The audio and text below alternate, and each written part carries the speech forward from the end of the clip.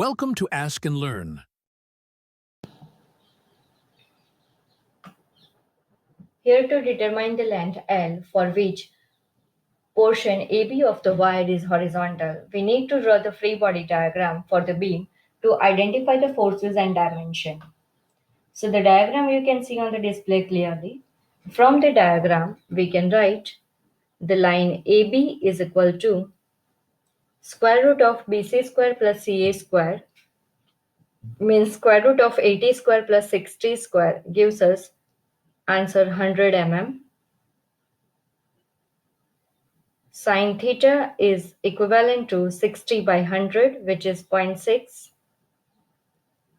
Cos theta is equal to 80 by 100, which is 0.8.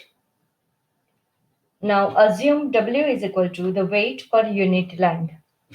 So this weight can be calculated as WAB is equal to W into LAB, which is 100 times W.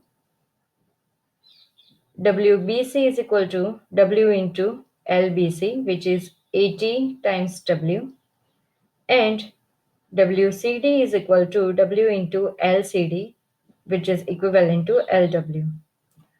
Now, for sigma MC tends to 0, we can write the whole equation WAB into X1 bar plus WBC into X2 bar minus WCD into X3 bar is equal to 0.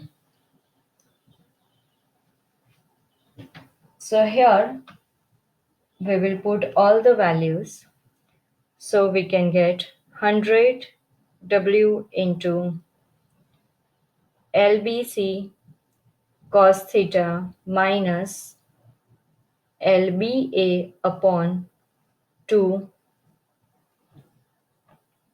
plus 80W into 1 half LBC cos theta minus LW into 1 half L cos theta is equal to 0. Now let's divide whole equation by W. So we will get 1400 plus 2560 minus 0.4 L square is equal to 0.